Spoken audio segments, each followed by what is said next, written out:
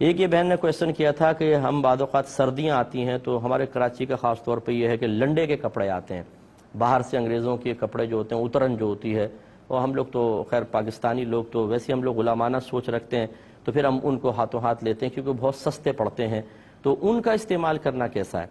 وہ کہتے ہیں کہ وہ لوگ شراب بھی پیتے ہیں، پیشاب وغیرہ میں بھی احتیاط نہیں کرتے ہیں، خصوصاً بڑوں کے لیے جو ہیں وہ ٹراؤزرز وغیرہ ہوتے ہیں اور بھی مطلب جیکٹس وغیرہ ہیں یا اونی کپڑے ہیں، تو ان کے استعمال کی کیا شرعی حیثیت ہے؟ دیکھیں، پہلے ایک بات اچھی طرح یاد رکھیں، میرے آقا صلی اللہ علیہ وسلم جب صحابہ کرام کے ساتھ کفار پر حملہ کیا کرتے تھے تو پھر ان کا سامان قبضے میں آتا تھا، تو مال غنیمت کے طور پہ اس میں کپڑے بھی آتے تھے، برتن بھی آتے تھے. تو یہ لکھا ہے فقہائے اسلام نے کہ بارہا ایسا ہوا کہ نبی کریم صلی اللہ علیہ وسلم نے صحابہ کرام کو استعمال کی اجازت دی، اور ساتھ میں یہ حکم نہیں فرمایا کہ ان کو دھو بھی لو. کسی جگہ ایسا بھی فرمایا کہ بعض روایت میں کہ دھو لو، بعض جگہ یہ بھی فرمایا. تو اس کا مطلب یہ ہوا کہ اگر ان کو دھو لیا جائے تو بہتر ہے، اور اگر کوئی ان کو بغیر دھوئے بھی استعمال کرے بشرطے کہ ان پہ کوئی ناپاکی ظاہری طور پہ نظر نہ آ رہی ہو تو پھر اس کی گنجائش بھی نکل سکتی ہے.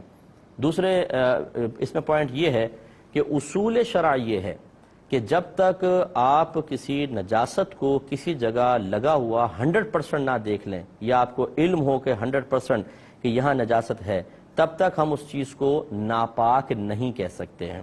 یقینی طور پہ ہو تو پھر کہہ سکتے ہیں. یقینی طور پہ کیسے؟ آپ نے اپنی آنکھوں سے دیکھا ہو، یا کسی نیک پرہیزگار متقی نمازی باشرع شخص نے جس سے کبھی بھی جھوٹ نہیں سرزد ہوا، وہ آپ کو بتائے کہ میں نے دیکھا تھا اس کپڑے میں ناپاکی ملی تھی، یا نجاست ابھی لگی ہوئی اثر اس کا نظر آ رہا ہو، ظاہر ہو رہا ہو، کوئی اسمیل وغیرہ آ رہی ہے، یہ سمجھ لیں کہ کپڑا ضرور ناپاک ہوگا.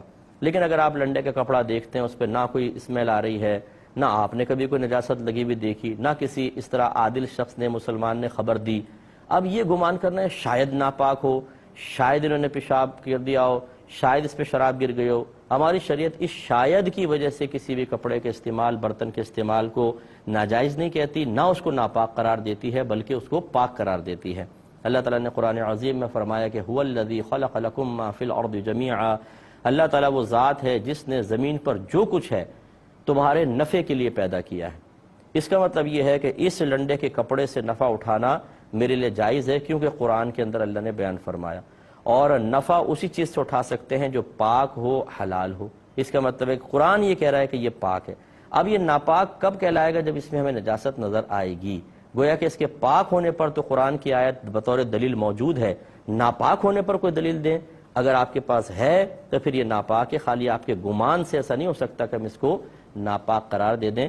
تو یہ ضرور ہے کہ آپ اس کو ناپاک قرار نہیں دے رہے، لیکن دل مان سا نہیں رہا تو آپ نے کہا چلو احتیاطاً دھو لیتے ہیں. اس میں کوئی حرج نہیں ہے کہ آپ احتیاطاً دھو لیں، تقوی کے طور پہ دھو لیں، اچھی بات ہے. لیکن ایک ہوتا ہے کہ بعض لوگ اتنے جرأت مند ہوتے ہیں کہ بغیر کسی شرعی دلیل کے کہتے ہیں تو ناپاک ہے، کیسے آپ نے پہن لیا؟ بھئی کیسے آپ کہہ رہے ہیں ناپاک ہے جبکہ شریعت اس کو پاک قرار دے رہی ہے اصلاً؟